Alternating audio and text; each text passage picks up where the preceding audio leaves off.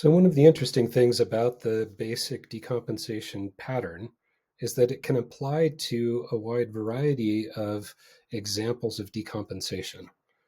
Let's imagine, for example, that we're talking about a skier on a modest black run, and the disturbances, these downward black arrows, are the frequency with which moguls are showing up at the pace that the skier in question is skiing, and the compensating gray lines represent the ability of that skier for the speed they're currently skiing.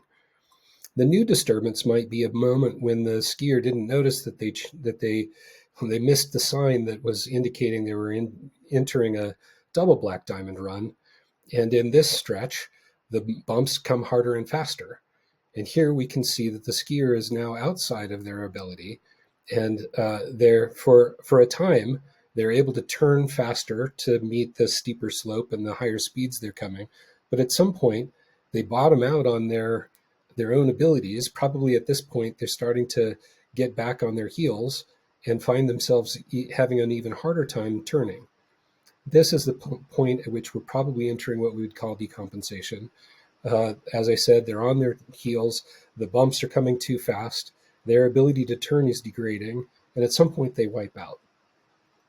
Now, after the fact, we can look at where they wiped out, and we might even be able to see where their turns started to not follow the bumps. We could see where they missed the sign and identify all of those different moments in time. But the experience when you're skiing, you can't quite tell where you're about to wipe out. You can feel it coming, but the exact moment that is going to actually wreck you is not detectable.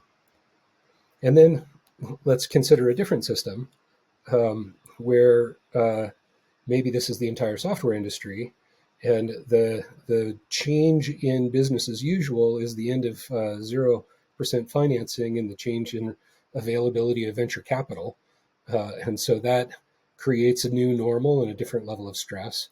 And similar downturn in the economy, the changing inflation and related things. Maybe we enter the 2023 round of layoffs by quite a few people in the industry. And then a year passes and there's a smaller set of layoffs, but again in 2024.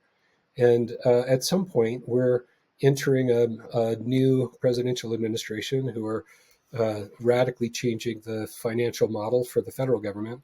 And we can't yet see what the ripple effects will be from a change in federal spending.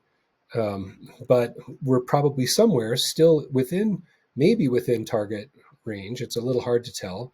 And we won't be able to tell yet uh, if we've entered into something that leads to a brittle collapse or enters into some kind of recovery.